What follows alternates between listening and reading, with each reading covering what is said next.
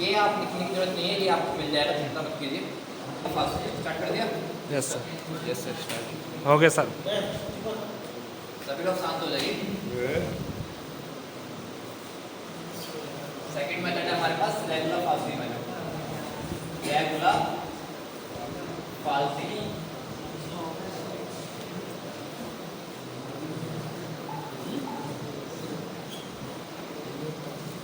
Regular falsi method में सबसे पहले हमें चेक करना फंक्शन क्या होना चाहिए हमारा कंटीन्यूअस। लेट fx इज लिखने की बात अरे लिखने की बात in the interval of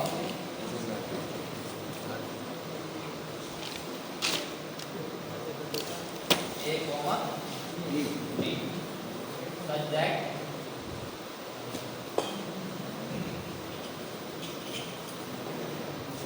f a less than 0 and f b greater than 0।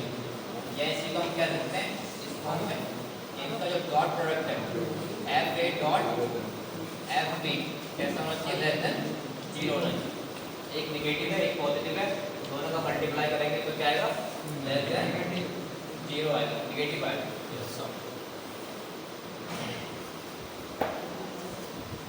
इसमें जो आपको इंटरवल दिया होगा ए और बी दोनों पॉइंट्स के ऊपर, दोनों एंड पॉइंट्स के ऊपर फंक्शन की वैल्यू निकालेंगे एफ ए और then F B.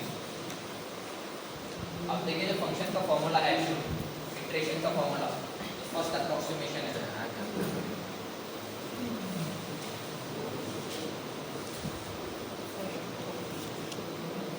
First approximation x1,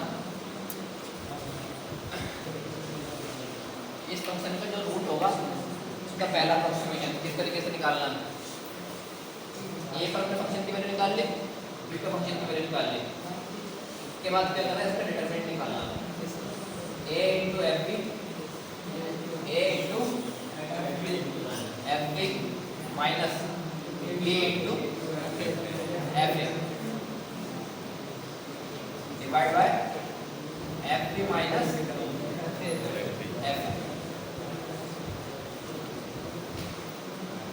तो आपको फंक्शन का इंटरवल दे रखा है, उसी से फंक्शन के दो एंड पॉइंट्स निकालने हैं, उनका डिटरमिनेंट लेकर इस तरीके से आपको पहला अप्रोक्सीमेशन मिल जाएगा। अब इसमें चेक करना होता है ये x1 ने जो निकाला है फंक्शन का रूट, ये एक्चुअल में फंक्शन का रूट है या फिर नहीं है। तो चेक करने के लिए क्या करते हैं, इस x1 को फंक्शन के अंदर रखेंगे। जब x1 को फंक्शन के अंदर रखेंगे, if f(x1) = 0, फिर से वही तीन कंडीशन बनेगी। if f(x1) = 0, तो x1 तो क्या हो जाएगा फंक्शन का root, x1 is the root of fx, और stop the process and stop the process। दूसरी कंडीशन क्या होगी, if x1 is less than 0, जब लेस देन 0 होगा तो लेसर वाला पार्ट छोड़ देते हैं, ग्रेटर वाला पार्ट पकड़ते हैं। तो उस केस में क्या होगा, जैसे हम स्केल पे ड्रॉ करते हैं तो आपको समझ में आएगा, ये a है ये b, हमने पहला रूट यहाँ निकाला है x1, ठीक है। आपने चेक किया अगर ये सेटिस्फाई कर दिया 0 तो x1 हमारा रूट हो जाएगा फंक्शन का। अगर 0 नहीं आ रहा है, सपोज लेस देन 0 आ रहा है, तो ये छोटा वाला जो पार्ट है, लेसर वाला पार्ट, उसको छोड़ देंगे, बड़े वाला पार्ट देंगे। तो रूट हमारा कितना लाया करेगा, x1 और b के बीच में, इन दो पॉइंट के बीच लाया करेगा। Then root will lie between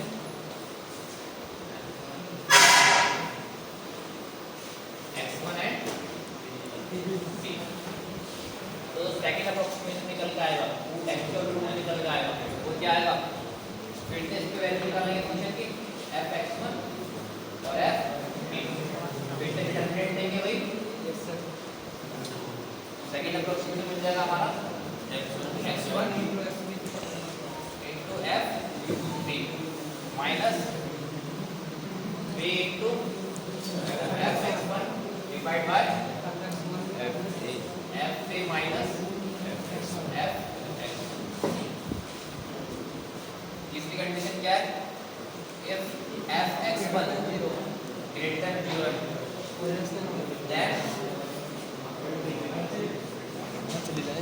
would will lie between a and x1। तो थीटा वाला पार्ट छोड़ दिया जाएगा, इसका वाला पार्ट है a से लेके x1, इसके बीच में फंक्शन का रूट लाएगा।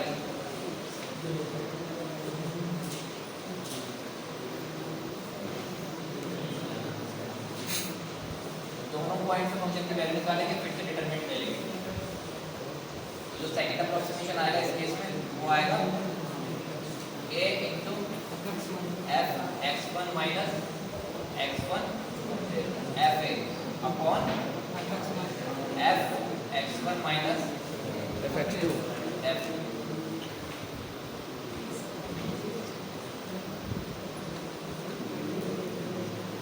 ये तो एक केस में निकल का आया, जो हमें रूट निकल पता चला x1 हमारा रूट है, ठीक है, जब हमने पहला अप्रोक्सीमेशन निकाला।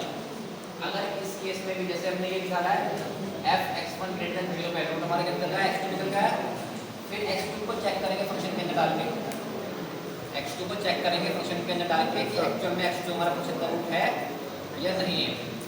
अगर रूट है तो इक्वल टू 0 आ जाएगा, नहीं है तो फिर से तीन कंडीशन बनेगी इस केस में, एंड इस केस में भी तीन कंडीशन बनेगी, ठीक है। ऐसे ही प्रोसेस आगे कंटिन्यू होता रहेगा जब तक कि हमें रूट नहीं मिल जाएगा, जब तक कि हमारा f x रखने पर जो भी रूट निकालना है वो 0 नहीं आ रहा।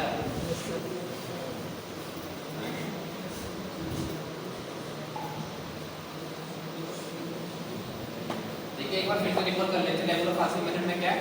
इससे पहले हमें चेक करना है कि फंक्शन जो दे रखा है वो कंटीन्यूअस है पर्टिकुलर इंटरवल के अंदर या नहीं है। अगर वो कंटीन्यूअस है तो हमें क्या करना है, उसके जो एंड पॉइंट रखे इंटरवल के उन दोनों एंड पॉइंट पे फंक्शन की वैल्यू निकालनी है। एक लेस देन 0 आएगा, एक ग्रेटर देन 0 आएगा, ठीक है। अगर ऐसा हो रहा है कि एक नेगेटिव आ रहा है एक पॉजिटिव आ रहा है या एक छोटा आ रहा है एक बड़ा आ रहा है, ठीक है, उस केस में ही फंक्शन का जो रूट है इन दो इंटरवल के बीच लाई करेगा। अगर नहीं आ रहा है तो हमें खुद से फाइंड आउट करना पड़ेगा इंटरवल क्या है, ठीक है। तो इस केस में क्या है, हमारे पास दोनों का डॉट प्रोडक्ट क्या हो गया, लेस देन 0 हो गया, एक पॉजिटिव आ गया एक नेगेटिव आ गया। तो इस केस में ये है कि जो हमारा रूट है फंक्शन का x का रूट है will lie between a and b। पहला अप्रोक्सीमेशन निकालेंगे रूट का, तो इसमें इस तरीके का मेथड है, उसमें स्केल वाला मेथड था, बाइसेक्शन वाला मेथड में सेक्शन में डिवाइड कर रहे थे। इसमें फंक्शन की वैल्यू को निकाल के डिटरमिनेंट बना के डिटरमिनेंट के थ्रू हमने फॉर्मूला बनाया। एक तो ऐसे याद रखेंगे तो आपको याद नहीं होगा, तो बेटर है कि इस डिटरमिनेंट के फॉर्मूला आप लोग याद रखें। सिंपल a और b पर दोनों का एंड पॉइंट पर फंक्शन की वैल्यू निकालें, उसके बाद उनका क्रॉस प्रोडक्ट कर दें, यस सर, ठीक है। डिटरमिनेंट आप लोगों ने मैथ फर्स्ट के अंदर सीखा हो किस तरीके से निकाला जाता है, यस सर, तो डिटरमिनेंट ही निकालना है क्योंकि ऊपर डिटरमिनेंट, उसके बाद डिटरमिनेंट नीचे यहाँ पे क्या रखना है, जो फंक्शन है यहाँ f है f है, इन दोनों का डिफरेंस है, यस सर, f का क्या है, नीचे केवल डिफरेंस है। x1 निकल गया। अब x1 हमने निकाल तो लिया, अब हमें चेक करना है कि x1 हमारा एक्चुअल फंक्शन का रूट है या नहीं। तो हम क्या फंक्शन के अंदर x1 की वैल्यू पुट करेंगे और चेक करेंगे कि 0 आ रहा है, ग्रेटर देन 0 आ रहा है, लेस देन 0 आ रहा है। 0 आ रहा है तो सबसे अच्छी बात है, और 0 नहीं आ रहा है तो हमारे पास ये दो केस मौजूद हैं, या तो लेस देन 0 आएगा या फिर ग्रेटर देन 0 आएगा। लेस देन 0 आने पर फंक्शन का रूट ये हो जाएगा इस तरीके से, ग्रेटर देन 0 आने पर फंक्शन का रूट ये हो जाएगा। अगर इसके बाद भी इन दोनों को हम क्या लेंगे, फिर से फंक्शन के अंदर रखेंगे, ठीक है। फंक्शन के अंदर रखने पर फिर से 0 नहीं आता, फिर से तीन केस बनेंगे। 0 आ जाता है तो वहीं पे छोड़ देंगे दोनों, जब तक 0 नहीं आता है हमारा निकल के फंक्शन f(x = 0) तब तक इस प्रोसेस को कंटिन्यू रखना, ठीक है। तो ये टॉपिक में केवल इतना ही था। ये हमारा दूसरा मेथड है, एक लास्ट मेथड है उसको देखते हैं।